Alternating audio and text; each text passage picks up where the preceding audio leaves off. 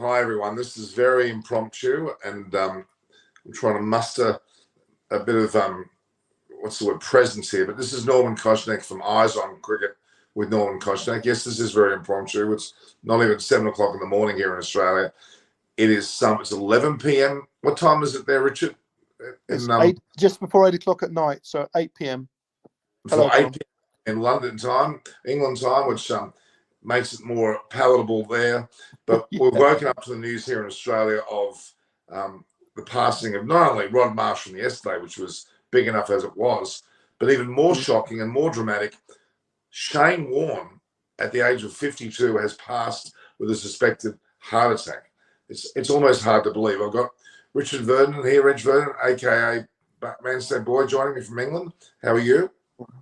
Well, I'd like to say I was well, Norman, but I was shocked when I heard the news, and I'm very sad because cricket has lost one of its greatest superstars, arguably its greatest superstar, potentially, I guess, as a cricketer and a character. He was a great man, I think.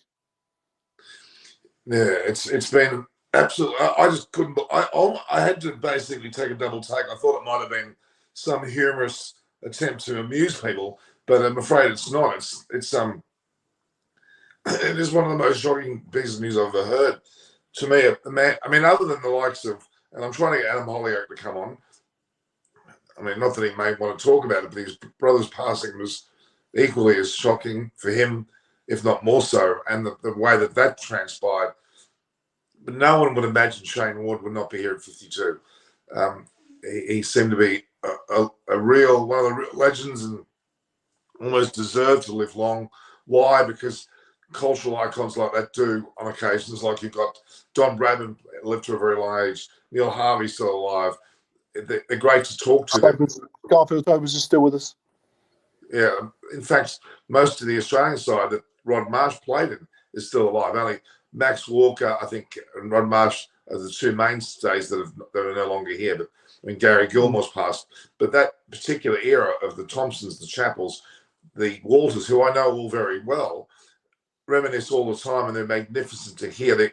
The amount of importance around their knowledge and their experience for the world of cricket is immense. I'm afraid Shane Warne is the same and would have been the same. He was about to coach England potentially. There was strong rumour that he was going to be the next coach of England.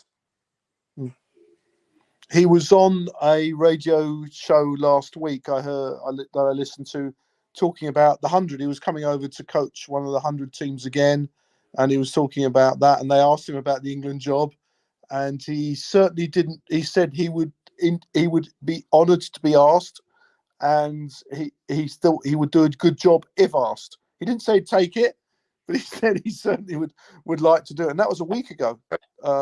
Take it for sure. In fact, he probably should have been a captain of Australia. He should have been even now a coach of Australia. He had that innovative style, that almost Virat Kohli like aggression in a team that he would have created. He was on the field. He used to be, obviously we know of his antics regarding Dale Cullinane, and when he would stir the South Africans and they felt the English as well. He had an immense cricket brain. He had immense cricket presence, a man beyond any stature. I've met him on several occasions. Cheeky bugger, absolutely cheeky bugger. But he was what he was, and you know what? You got to love him for it. I mean, he was certainly a womanizer. He chased skirt all over the world. I saw him at a nightclub in Brisbane once with an aqua turtleneck, and he was chasing women all over the joint. I even had a bit of a thing with my wife. Not a thing, sorry. He attempted to find out who she was in a media box. Real character. You could never get upset with him because you knew what you were getting. There was no. It was a larrikin, would you say, Norman? It's a good Aussie word, isn't it? A larrikin. One of the biggest. I mean, Rod Marsh certainly was too. Not quite like Shane Warne, but Rod Marsh was a person of great. So technically, he died. He passed away some 6 hours ago, Australian time, which makes it roughly within a whisker of being in the same day as Rod Marsh. I think he may have just passed midnight when he passed. Well, let's just assume we'll Yeah. be very close. It appears as though we've lost two of the greatest icons of Australian cricket in one day. It's quite It might be that it was a bit before that, because that's only when it broke on the news channels. true. So chance that might have been a couple of hours before. The facts will come out, but they think it was a heart attack, and he's in Thailand, I think. He was in Thailand. Yeah, I'm sure he was at his villa. He's got a villa in Thailand, it said, and he was out there with friends. So he's certainly not in Australia. Right. I mean, I'm actually surprised he wasn't involved in any commentary for Pakistan. But he had a love for Pakistan, he had a love for India, a love for most countries. Yeah. So look, we're going to find a lot more about this whole situation. I'd say it's one of those situations that you don't want to. I was completely gobsmacked. I mean, I woke to the news. I'm afraid I wasn't awake when it happened, nor was most Australians, and hence why I'm going live now, because I think people need to hear about this, need to share it, and I'm hoping we get, I hope we get more involved. The actual comments are amazing. People around the world are saying how sad a day it is, and people were looking forward to the series between Australia and Pakistan, which was amazing, wasn't it? 1 for 245. Did you watch that? I saw the last hour of it, and it was fairly comfortable for the Pakistan batsmen, I'd say. Big day, big day for Pakistan cricket, and good to see cricket back in Pakistan, and good on Australia for going out there and playing a good side. I mean, they've taken a pretty full strength side out, haven't they? There's not missing too many, are they? Yeah, it's great cricket, but really it's been somewhat derailed, hasn't it? Now, I honestly think not that Shane Warne was necessarily loved by everybody, but he certainly was such an icon in cricket. One of the handful of wisdom cricketers of the century, and I'm going to read a bit about. I'm going to read this now, Richard. Bear with me. I think this is worth hearing. Please, Norman. We want to hear everything about Shane Warne. It's this is an actual veil given by Cricket Australia only a matter of hours ago, and I'll read what was said about Shane Warne. So it's a veil for Shane Warne. Australian cricket, along with the whole cricketing world, is in a state of shock at the loss of Shane Warne, a true cricketing genius who has died aged 52. It's almost Michael Jackson-like. It's hard to believe. It's of that stature as far as I'm concerned. Yeah. Warne almost single-handedly reinvented the art of leg spin when he burst onto the international scene in the early 1990s. And by the time he retired from international cricket in 2007, he had become the first bowler to reach 700 Test wickets. Not forgetting that he was the first to reach that ahead of Murali. A central figure in Australia's ICC Cricket World Cup triumph of 1999, when he was player of the match in both the semi-final and the final. Quite incredible. Wisden Cricketers Almanac recognised Shane's achievements by naming him as one of its 5 cricketers of the 20th century.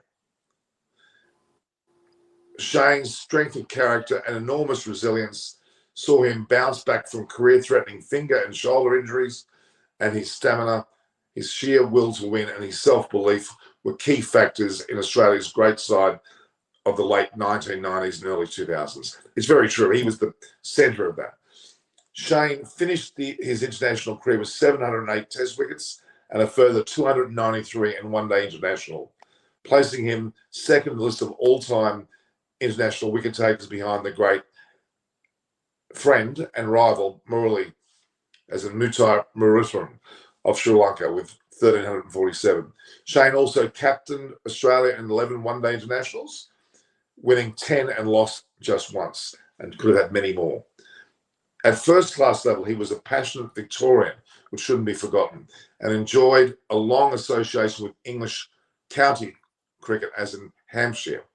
And at the end of his playing career, he also had successful stints in the Indian Premier League, captaining the Rajasthan Royals to the inaugural title in 2008, another massive achievement, and the Big Bash League in Australia with the Melbourne Stars. After he hung up his bowling boots, Shane continued to offer so much to the sport as a coach and a commentator, as we know. In 2021, he worked with the London Spirit in the inaugural edition of the 100 in the United Kingdom, something he was set to reprise this year. Yeah, he was. Yeah, it was. Yeah. He also worked as a broadcaster, and his forthright views and incredible insights gave viewers all over the world a deeper insight into the sport he loved. Cricket Australia Chief Executive Nick Hockley in Pakistan for the first test of the Beno Kadir Trophy Series said, Shane was one of the most talented and charismatic cricketers we've ever witnessed. Hear, hear. He loved cricket. He had an extraordinarily astute understanding of the game, and his influence and legacy will last as long as it is played. This is quite long, but quite good. Wisdom named him as one of the 5 cricketers of the 20th century, as we heard earlier, and he was rightly placed alongside the names of, wait for this, Bradman, Sobers, and Richards. And who was the other one? I missed one. That's 5. Who were the other? Who? Bradman, Hobbs, Hobbs, Sobers, and Viv Richards. Yeah. Well, it says it all, doesn't it? Yeah, it does. We're in a state of complete shock. This is Nick Hockley's words. We're in a state of complete shock at his sudden passing, and our thoughts are with the family, his many friends, and the legion of fans from all over the world who loved and admired Warne for his unbelievable bowling skills, his humour, warmth, and engaging personality. Australian men's captain Pat Cummins said, on behalf of the entire playing group and support staff here in Pakistan, I want to express our shock and sadness over Shane's sudden passing. We're all numbed by the news. Shane was a once-in-a-century cricketer. The achievements will stand for all time, in fact. But apart from the wickets he took and the games he helped Australia win, what he did was draw as many people to the sport as you could possibly imagine, which is significant. So many of us in the playing group grew up idolising him and fell in love with the great sport as a result, while many of our support staff either played with him or against him. So don't forget, Shane Warne, of course, he basically brought back leg spin to the world, I think. It has been a terrible couple. I think what he did, Norman, is he brought it to a different generation by being the bad boy of cricket. If that, and I'm not meaning that as a derogatory thing. I'm meaning that as a nice thing. He brought the youngsters more into the game because of his hair and his attitude to it, and that reintroduced it, didn't it? It revitalised the cricket in the 1990s. Absolutely. And he is responsible for a whole generation of cricketers. Absolutely. The same way that all cricket icons, if you go back in time, have been responsible. I mean, I guess over here, Ian Botham was responsible for a generation, and certainly Shane Warne's responsible for the next generation after that. Few and far between, Norman, these players. And this is going to sound strange, but it's almost, I hate to say this, fitting, a la rock stars that pass early, like a John Lennon, or I said Michael Jackson, but many other legends of the world generally pass far too young, don't they? And that's the sad thing here. I'll end with this, Nick Hockley. It has been a terrible couple of days for Australian cricket with the passing of Rod Marsh and now Shane. Our thoughts are with both families, and in Shane's case, particularly with his parents, Keith and Bridget, his brother Jason, and his children Jackson, Summer, and Brooke. Yeah. The game of cricket was never the same after Shane emerged, and it will never be the same now he's gone. Rest in peace, the King. Yeah, I agree. And Cricket Australia will release a further statement in due course, so they're yet to do a fuller thing. So it's quite an incredible statement. I woke up and I could not believe what I was seeing. I could not believe what I was seeing. How did you find out? What were you doing? I was I just got in from work. I was sat at home, and Chris messaged me. He's out in London, up in London. He said, "Have you seen the news? Shane Warne's died." And I said, "I don't think so." I probably used slightly less words and slightly more colourful language. And he said, no, it's all over Twitter. And I turned on our sports news channel here. We got something called Sky Sports in the UK. It's just sports news, and it was there, and I just sat there numb for half an hour, just watching the coverage, and they showed a little highlights, and then they started to interview various people as you do. You know what's happened with them. People die, they bring on people, but I just sat there like you do, not moving and not thinking and just watching, and just very sad, Norman. I had the pleasure of meeting him briefly once, but I can't say it was any more than that. We met him in Las Vegas, me and Chris, out when we Really? were playing poker out there. Yeah, we were playing in the World Series of Poker, and he was a massive poker player, Shane Warne, massive Oh, it's actually poker very player. good, apparently, too. And yeah, and he was out there, and Chris got a selfie with him, and we just shook hands and said hi, and that was it. Because you don't want to invade these people's private life too much, do you? I mean, I could talk a lot about the meetings I've had with Shane Warne over the 15 years. Go on, please do, Norman. I'm sure we want to. I'd like to hear. I'm sure the viewers would too. Okay, well, over the last 15 odd years, I've spent a lot of time in media boxes, especially in Australia, where, Shane Warne basically dominated the room. When he walked in, there was not a cricketer that was in that room that didn't want to talk to him, or at least listen to him. When he talked, everybody listened. Even the greats, the Richie Benaud or an Ian Chappell, they all listened to him. He had, despite his off-field antics, which we've all heard about, his smoking, his diuretic pills, his girlfriends, his all of that. When he came into a room, everybody wanted to talk to him and wanted to listen to him. But at the same time, we were in awe of his take on the game. I spent tables. I remember one time I had Peter Roebuck, I had Ian Botham, I had Jeffrey Boycott on the same table with me. Wow. This was in 2010 in Brisbane. I think it was the Ashes. And Michael Holding was also at the table. And I was daunted because, I was not in their league. But Peter Roebuck, who was also passed, was amazingly nice. He engaged me. We talked heavily, and the conversation went to the table. And I think Mark Nicholas came in the ear of Peter Roebuck about something that went down. He wanted some of the take from Peter Roebuck. Anyway, that was all transpiring. And in came Shane Warne. And the entire table literally stopped talking when he walked past, hoping, and they all wanted to talk to him. It was a bit like a Tendulkar situation where I've been in every cricketer's lining up behind normal people to get an autograph from Tendulkar. Shane Warne was right in that ilk. Honestly, we mentioned Viv Richards before and Garfield Sobers. Jack Hobbs, I don't know. I didn't have much of an exposure to him personally, and obviously pre the war, Norman, Jack Hobbs, pre-war. But really, if I were to name my most daunting cricketers that I've ever met or had something to do with, Bradman's up there. Sobers, I had the fortunate meeting. Viv Richards, I've had a great moment. We've had Merv on the show, as you know. But Shane Warne, in a lift, he likes to lift up, and he cracks jokes, often dirty, but very fun. It's fun.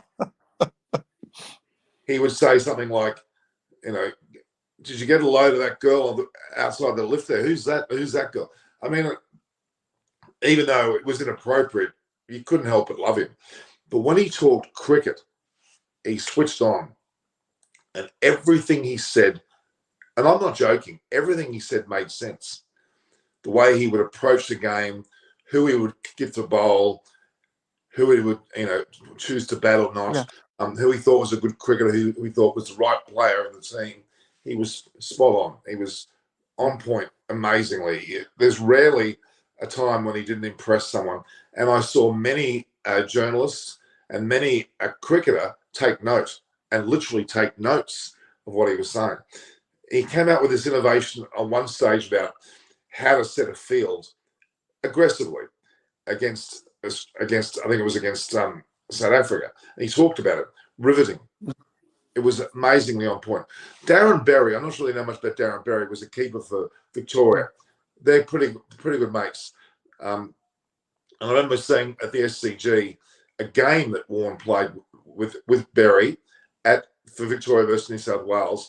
And because there was no one there, you heard every word that was being told on the field. That, I wish I would have videoed that. I wish I would have recorded that, because he disintegrated, he and Darren Berry keeping, absolutely disintegrated the New South Wales team through talk. Basically annihilated them because he talked every batsman out. As they were walking under the ground, he was in their ear.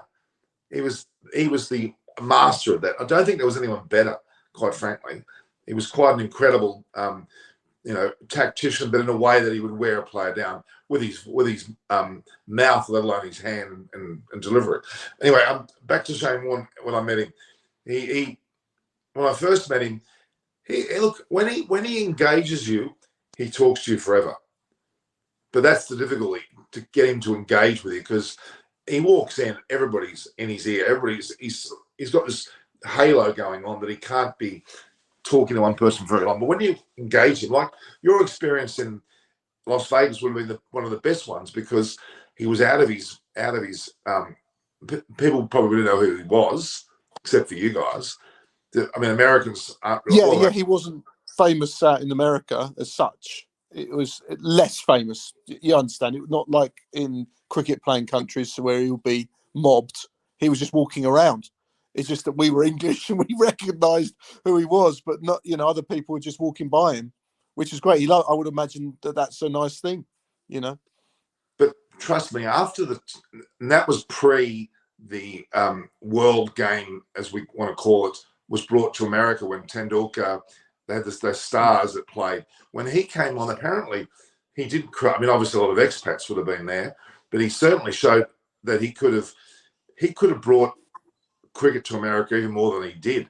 He did that fantastically. With he and Tendulkar cooked up that idea of getting all the legendary players to come and play a series of games in America. Yeah, under the dome, was it? Was it in Boston? It was under a dome somewhere, wasn't it? It was indoors. Yeah. But I mean, it was just really well done, and it really set the standard. Unfortunately, they did it just once. Oh, sorry, they've done it twice, but not in America. They did it elsewhere. But yeah, it really set the scene for an amazing. His charisma carried on. He could well have brought cricket to another level, and it's sad that he didn't get a chance to coach Australia or England. It's sad that we're going to not hear his commentary. It's unbelievable that he even looked fit. I mean, he did smoke. We must grant that, but he still looked, what I would argue, fit. And in his Liz Hurley days, he certainly took care of himself. And so I don't want to put any casting aspersions, but I want to know more about how he suspected heart attack. Maybe we haven't heard the full story. Maybe there's more to come. I'm sure there is more to come of how he passed. Hopefully, it's just a straightforward heart attack scenario. There's nothing more sinister going on in terms of what he was doing to himself at the time. Let's hope there's no story there. But with Shane Warne, there will be a story. There'll be some drama. I don't think it'll be that straightforward. I can't imagine Shane Warne going out peacefully. I think that would have been. I mean, to me, he did. I mean, I was much older when he started playing cricket, but I can remember on Australian streets the amount of kids that bought at Christmas time. I remember walking on the streets of Sydney when I would see kids, and you'd see them unraveling this plastic container with the Shane Warne bowling kit, and they all wanted it. That's bowl leg spin. I mean, look at the people like Labuschagne, definitely Steve Smith, even Adam Zampa. There's a whole range of players that are actually almost copying his bowling action. That's pretty impressive, to have generations of kids wanting to bowl like Shane Warne, and they did. In fact, I don't remember too many generations where a player was copied so much. I'm trying to think back. Yeah. I don't think there were too many players that would emulate.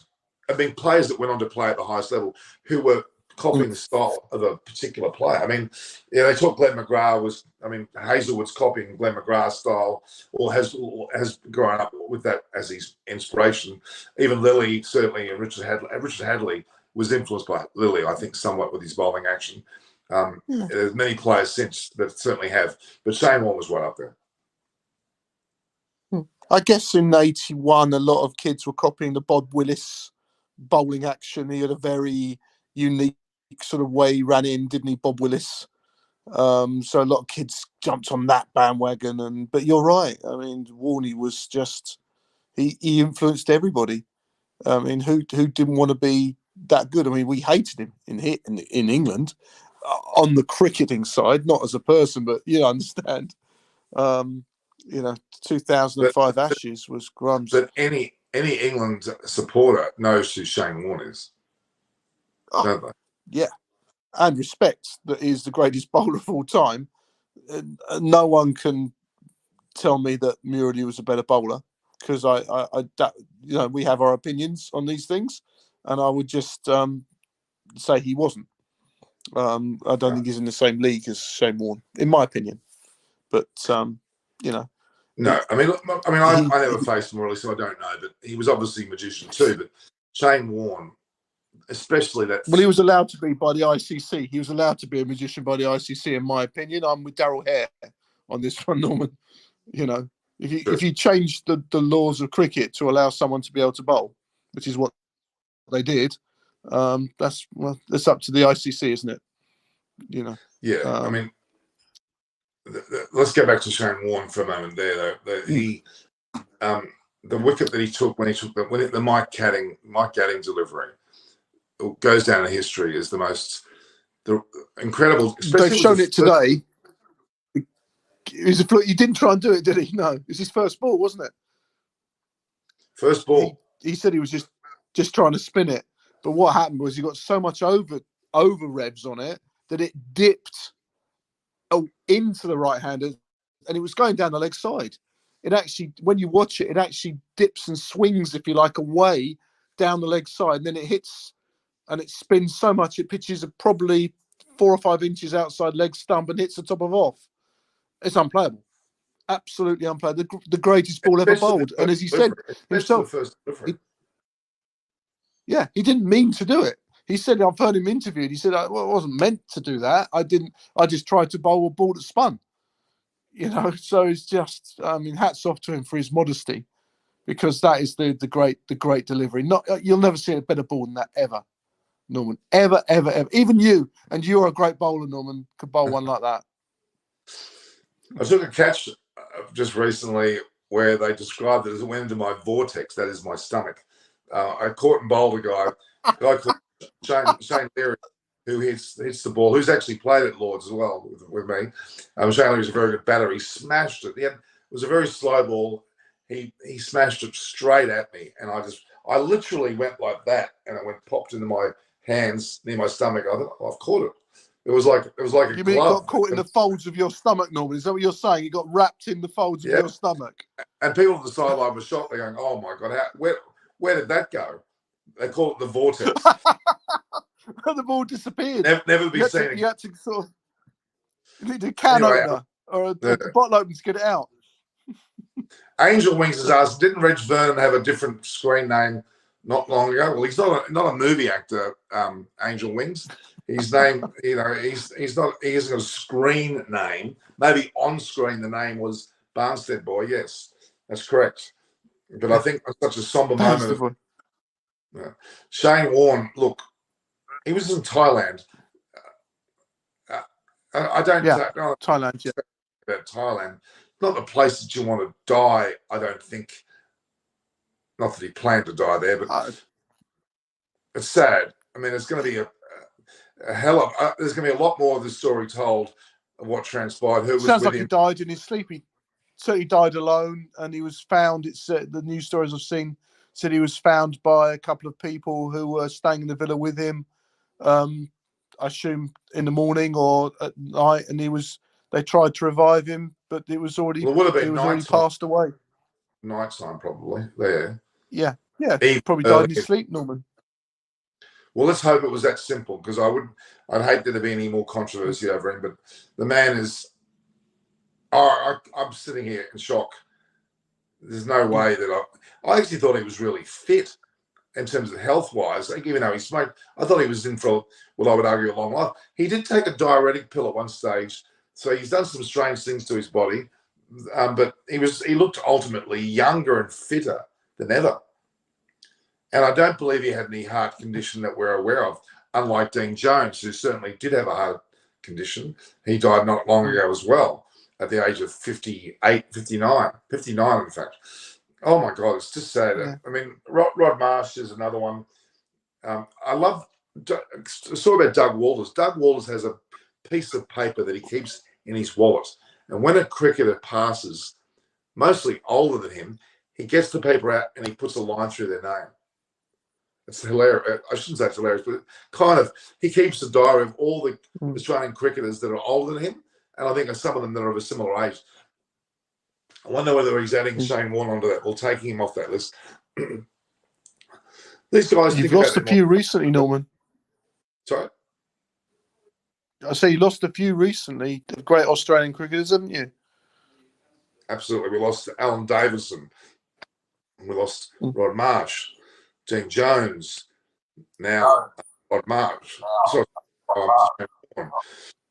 but the one that Wasn't really... there two who died a day apart when Alan Davison died? There was another one, Ashley Mallett and Peter Philpott. Yeah. Peter they Philpott. Died literally on the same day or a day apart, didn't they? Correct. And Peter Philpott, there is actually an interview I've actually interviewed Peter Philpott, and I haven't actually released that, which I believe was on, I was on another channel, TV Arcana, and I actually interviewed Peter Philpott at some length. And he was amazing. And he actually gave me a booklet personally of his entire cricketing involvement, from playing to coaching to mentoring. It's his personal little scrapbook. He gave it to me. Yeah. Can you believe that? Amazing. It's a shame Adam's not available to come on, Norman, because I'm thinking that he would have probably played against Warne in the 90s. I'm sure he would have done. And I hate to say it, Alan Mullally certainly played with him too. So look, I've done this live very impromptu to just get out there and talk about it. Some Australians are waking up to the news. They may be watching this as well. Obviously England, India, Pakistan, the rest of the world. But I'm more going to look at doing a bigger discussion, hopefully, with not that this is not big enough, but getting a broader perspective from people that have played with him. Alan would have great knowledge too. He knew Warne pretty personally. Even I'll try and get a lot more involved. I'm sure David Graven, you must have known him fairly well, Norman, as well, because he was involved in the 2005 Ashes, as we know. He was chairman of selectors, wasn't he? Or certainly was around. Later on today with David, later on today my time, tomorrow your time, David Graven and a few others will come on. So we'll have a big, and Richard, you're a part of that if you want to be. But now I'm going to have a few more chapters of this. Is only just really to break the news to people who may not have heard about it, and those in Australia will be waking up now, like I did, to the news, and it's quite a shock. It's it is a wake-up call. Life's too short, everyone. Take note of this. I'm in my 50s as well. Richard's in his, what are you, in your 40s, 50s? What are you? You're very kind, Norman. I'm nearly 56. I'm your age. Right. So Richard and I are actually older than what Shane Warne is, and he's passed. Yeah. We're very 3.5 years older. So that puts in perspective how life is very short. Never count your chickens until they hatch. You've got to basically live now and don't wait for things. And that's, this whole thing, I haven't actually booked yet, but I wanted to go to Lahore. There are 3 locations I want to go to in the world in terms of cricket. I haven't actually seen a game at Cape Town. I haven't seen a game live in Dharamshala, and I haven't seen one in Lahore. There are 3 grounds that I really want to see in my life that I haven't seen. Now, Dharamshala will come, Cape Town will come, but as we speak, there's a Pakistan series which Australia are involved with, and the 3rd test at Lahore. And I have a lot of friends there. This might just tip me over to go. My only issue is I've got a mother who's 90, who's I'm basically taking 24 hours care of. She's come back out of hospital only 2 days ago. and I'm having to do everything there at the moment. So I need to work it out. But I think I'm going to try and make an effort to spend a handful of days in Pakistan and see the Lahore match, because I think the way that series this one's going to turn, it's going to be quite epic, don't you think? The way that I hope so, and I would also think that you may need to just keep an eye on how safe it is to travel as the next few weeks go on. There's certainly some pretty stupid things going on in the world, certainly at the moment, in Ukraine and with the Russians, and things might escalate a little bit. You never know quite what's going to happen, and you wouldn't want to be away from home if things do get silly, because God knows what's going to go on there. I do understand that, and I probably should just taper that thought a little bit, but it's something that I'm considering. But just monitor it. That's what I'm saying. Just monitor it, because if he presses any buttons, then all of a sudden things get happening. And if the Chinese fall down with him, go on his side, then the world could get a very, very silly place very quickly, couldn't it? No, I think you're right. I think that's something we all need to be wary of. It's something of an amazement to me. I'm still a bit gobsmacked about what's actually happening there. What the hell is Putin doing? I don't want to bring Putin into a Shane Warne discussion, but I'm sure Shane Warne would certainly have some words about this. Everybody knew when Shane Warne had thoughts on something, what did you do? You listened. You absolutely listened. And I read the media statement there from Cricket Australia a bit earlier that came out in the morning, our time. But I think that anything Shane Warne talked about was amazing. I remember being in England, and I went to play at Stoll Park, which was owned by, well, he passed away too, Lord Vestey. You know of Lord Vestey? The horseman. We played at his home on his own personal cricket ground. And who were his neighbours? Who were his neighbours at the time? Who he shares a cup of coffee with, which was a long fence, I can assure you. Guess who his neighbours were? Shane Warne. Tell me. Shane Warne. No, really? Yes. Shane Warne lived next door to Lord Vestey on his massive sprawling estate, and they would Lord Vestey had actually fallen off his horse about maybe a month ago before that game, and he broke his hip and has some pretty big damage to his body. But he turned up to the match, and lovely guy. We got to play cricket on his ground. His actual the change rooms were like a stately villa. Oh, it was huge. There's a photograph of me batting on that ground. I'll have to bring it out. God, they did well to capture that, Norman. The photographer had to be pretty quick, didn't he? Yeah. Anyway, so Lord Vestey was there. Did you get off the mark? Sorry? Tell me you got 50, Norman. Tell me you got 50. I didn't fall over. But I batted well. I was 23 or something. But I batted pretty well. And I'm pretty happy with it. In fact, I've had 2 games in the last few weeks. I've actually played 3 games of cricket. 2 on Bradman Oval against the City versus Country in SCG 11. Another against the Bradman 11, which was very prestigious. And a game at Camperdown against the Cricketers Club of New South Wales. All fairly significant matches, as far as I'm concerned. And I'm feeling pretty good. Batting pretty well. Bowling 2 wickets last match. Can't complain. Paul Newman's runs. Come on, tell us. Did you get off the mark? Yeah, I got runs and I got wickets, and I played pretty well. Paul Newman, my fielding wasn't great. I tend to hide if I can. Pretty hard. The only way you cover ground, Norman, is by standing there. That's true. You cover a lot of area.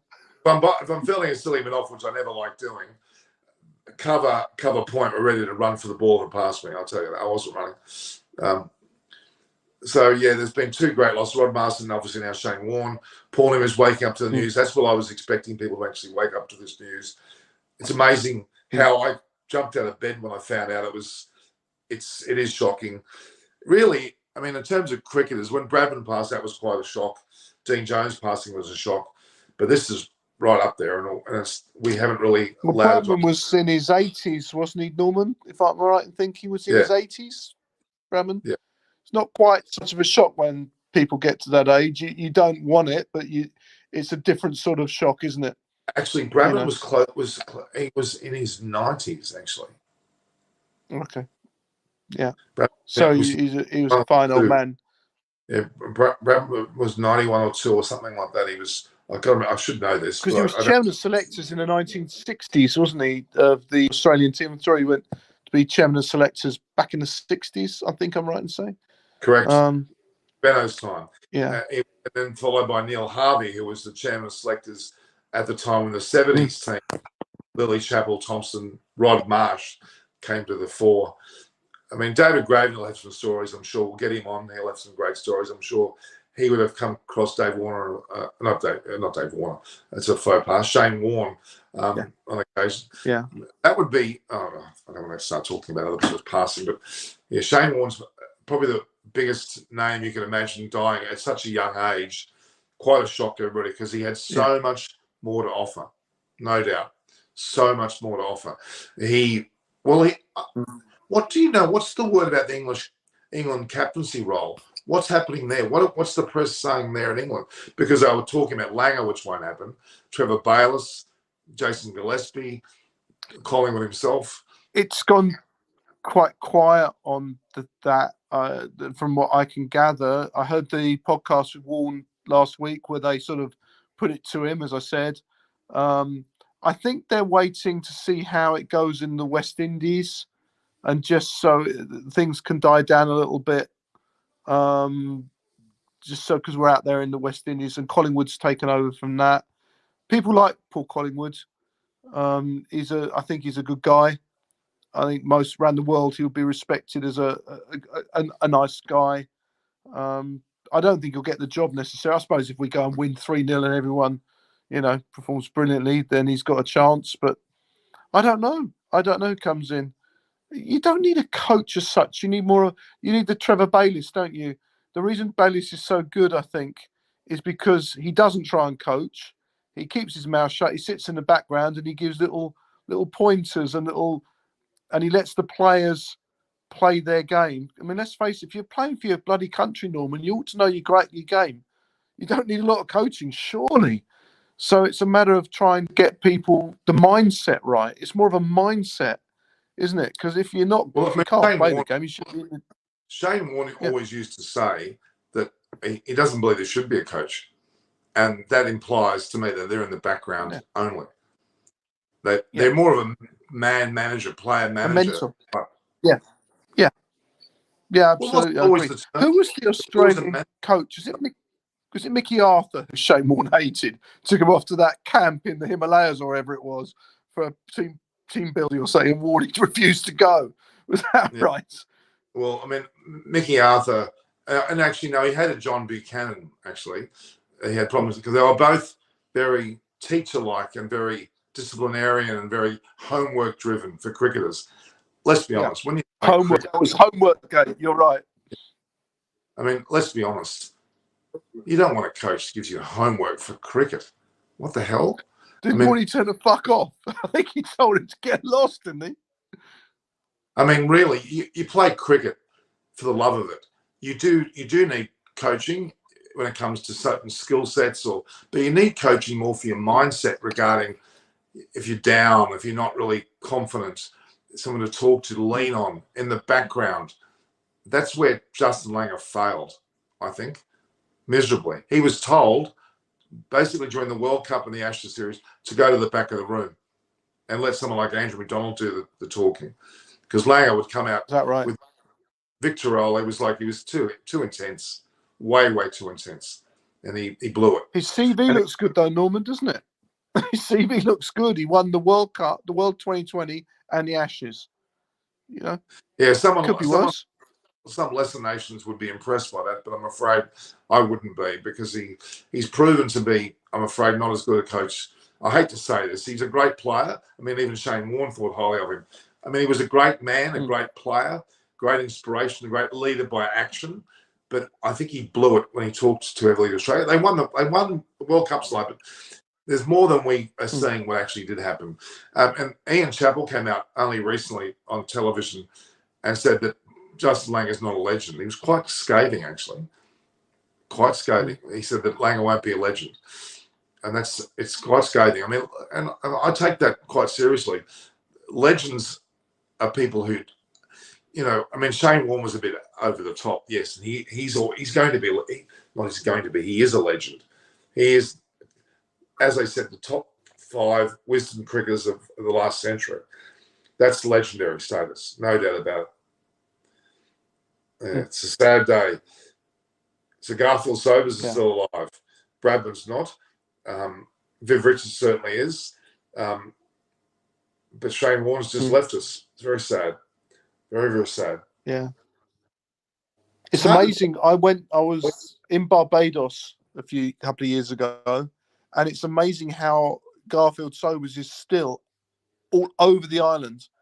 It is a major, major star still, and he retired in about 1971 or 2, I guess. I'm guessing at that, but I don't think he played long into the 1970s. And in Barbados, he's still a major superstar and a cultural icon. So yeah, these superstars of sport are few and far between, Norman. They don't come around very often, there won't be another Shane Warne. There won't be another Shane Warne.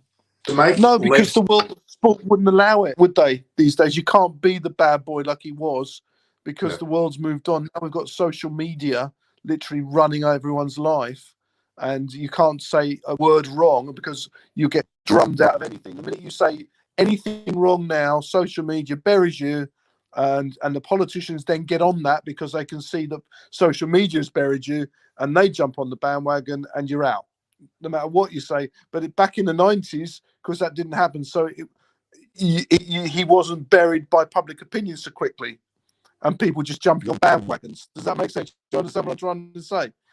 No, I understand. So you're forgiven quicker.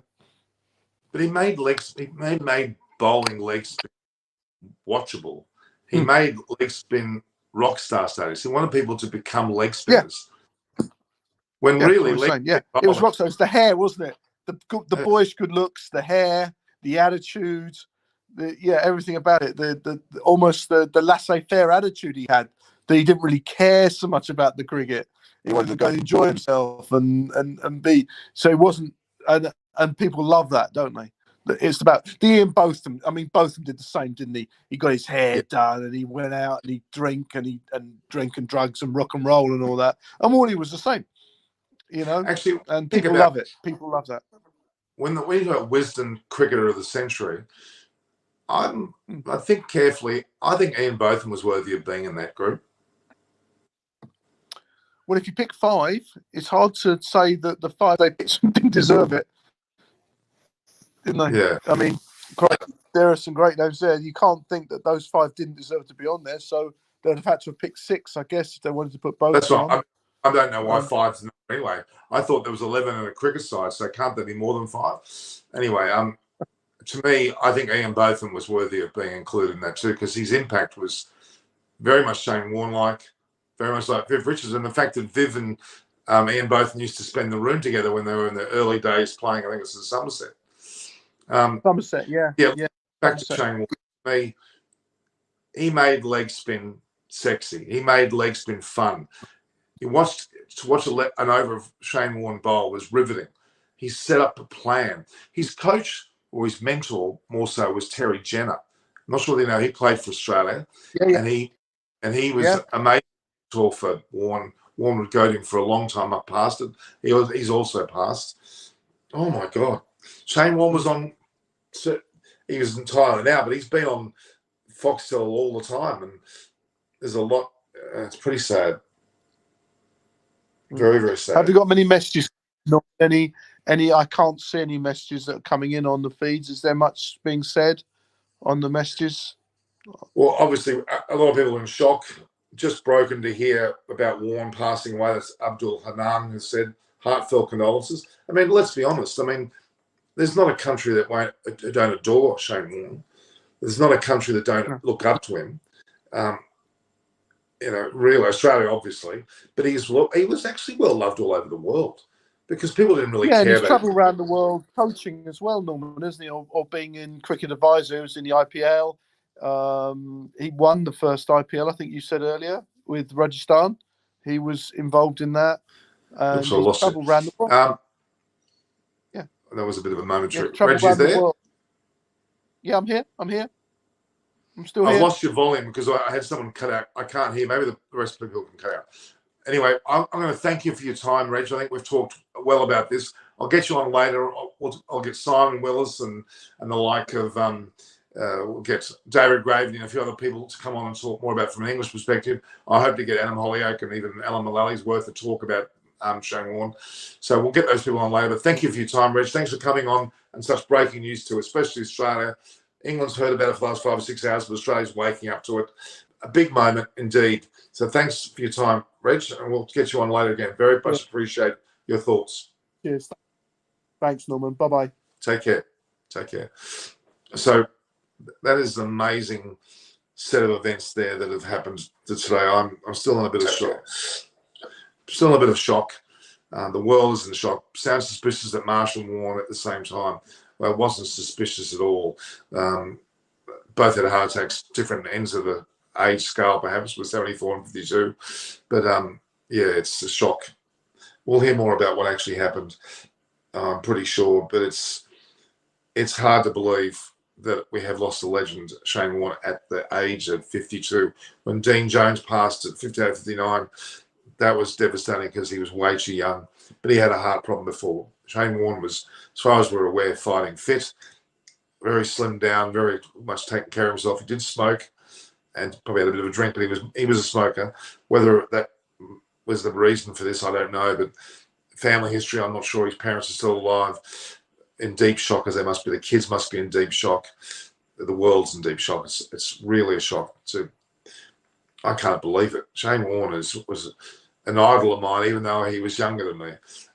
Normally idols are older than you, but he was not as younger. We look up to what he said and was really looking forward to his coaching that he would have undertaken, definitely with England. I think at some stage with the 100, he certainly was this season yet again. The IPL as he's done, and Australia, well, you never know what he would have done there. His commentary has been fantastic. Yeah, we're going to have a pretty weird morning, a weird day, I think, here in Australia, reminiscing on Shane Warne. So thank you for joining me, guys. It's 7:46 a.m. in the morning here in Australia. Yeah, Paul Newman was saying it there. He's too young. Yeah, 52 is too young. But I did say earlier, legends often die young. Elvis Presley, Michael Jackson, and then you go into other walks of life. Even Adam Hollyoak's brother Ben. A lot of movie stars, actors, they do have high, wild lives. They tend to die pretty young, and it's never fitting for someone to pass. But Steve Irwin in Australia, the famous, as he was for Australia, Shane Warne is right up there, and very sad day. We're going to hear a lot more. It's still hard to believe. I'm not able to believe that he's passed.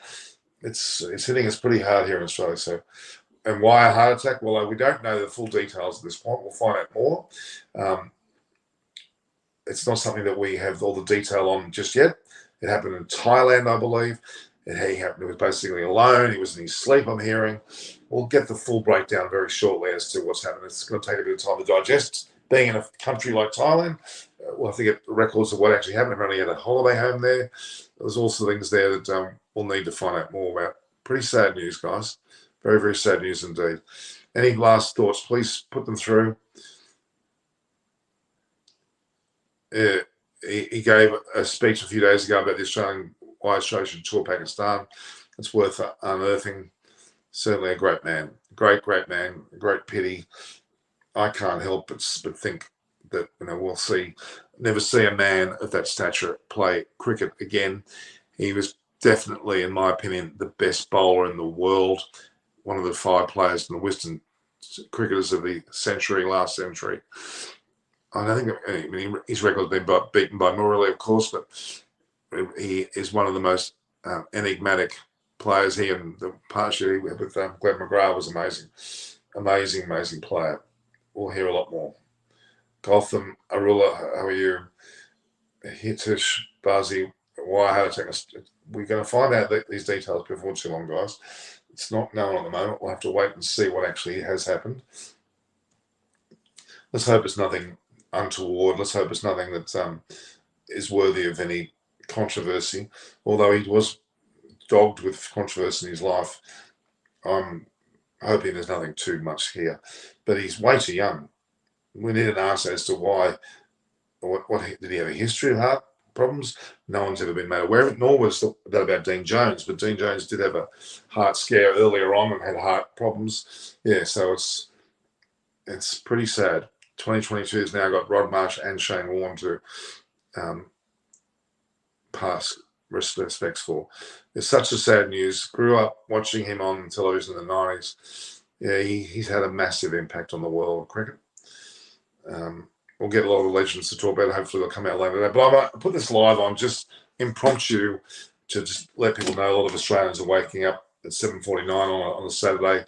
You're not expecting to wake up to news that overnight that our time that Shane Warne has passed of a suspected heart attack. It's a bit hard to at 52. That's too young. I mean, I'm 57. I don't think I would have thought that I'd be passing. It's a bit shocking indeed. It's something that you don't want to hear about. Just if there's any much else going on in discussions here. There's a lot of discussion on the web about this whole thing.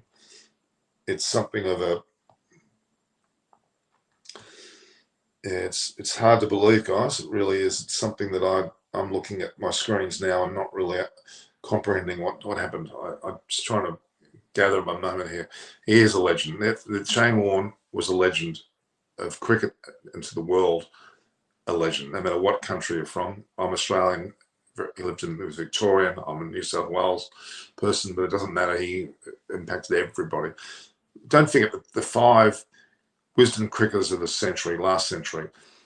Bradman, undoubtedly, was up there as the number 1, probably. Viv Richards, so glad he's still alive. Paul Nimitz is like a bad dream. Shane Warne, I can't even comprehend that he's passed. Sir Garfield Sobers, who's still with us. And, of course, Jack Hobbs. They're the 5 that were there. I mean, you could have added Ian Botham to that in 86, and even a Tendulkar might have been in there if he played more in the previous decade, which he did. Right up there. Right up there. It's very sad news for Australians. It's not just for Australians. It's legendary worldwide, and he had so much more to offer. He was, as I said, he was going to coach England more than likely. He would have had coaching roles in Australia. His commentary in Australia was always, valued. There aren't too many players in the world that can match what we're seeing with Shane Warne, that's for sure. Yeah, it's very sad. Any other comments, guys? Anyone else want to share some news with me? Yeah, really shocked and broken. It's breaking me too. It's almost surreal. It's like a bad dream. Well, it was overnight. So bad dreams they do exist. This is Manoj Venkat has just posted on my social on YouTube. He said, "R.I.P. warning." Manoj Venkat, I hope you're listening. You've just made a comment. Your name flashes in my mind whenever I hear leg spin. It's true. Leg spin Warne. You'll be remembered forever. Pretty amazing statements. Amazing words. I'm going to type back. Amazing words. Really is amazing.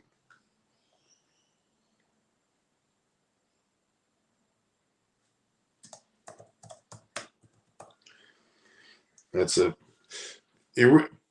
post your tributes. Let's hear your commentary. Let's hear your commentary both on the live chat and on the channel itself.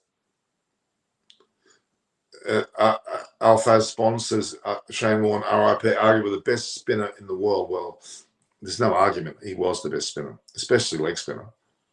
But I'd go further than just best spinner or leg spinner, but best bowler in the world ever. Statistically, other than Murali, he's right up there. There's no fear about that. No fear at all. It really is, and at a time when Pakistan's opening its doors to cricket again, it is it is sad to have a door shut on a player. Yeah, we never saw this coming. Aaron said, RIP Warne, never saw this coming. The cricket fraternities, as well as the fans, are grateful for everything you've given us. You'll always be remembered as the greatest. It's a pretty good legacy. It's something of a. Let's hope. I hate to say this, things come in threes. We had just recently Dean Jones, former Australian player Ashley Mallett, and Peter Philpott all pass. 3 Australians in one clump. We've had Rod Marsh, now Shane Warne. Is there a third? I hope not. Neil Harvey is someone who I look up to. He's not in the best of health, nor is Bobby Simpson. I hope they don't leave our shores too soon. Legends are too important in cricket. They really are, in any sport. I mean, look at what happened with Kobe Bryant when he passed. That was amazing in such a tragic way. We really do. I'm sitting here looking at these comments and seeing RIP Shane Warne. I'm thinking, no, he hasn't passed, has he? It's hard to read that. It's nonsensical. It's nonsense. It's nonsensical to imagine it's possible. He's on commentary. Isn't he going to be coming on the air tomorrow? That's what we're all thinking, and it's hard to imagine that you could have he's not here. It's just way too early, and he looked fit. He did smoke, but he looked fit. I don't think there's any knowledge. It was. It's hard to imagine. It really is. I'm looking at these. Yep. All right. So we might have to go, guys. Yep. Okay. I'll go, guys. All the best. Take care. With you very soon. See you again. Bye. I've got to go. But unfortunately, my mother's calling. She's not been well, so I must go, guys. All the best, guys. Thank you very much.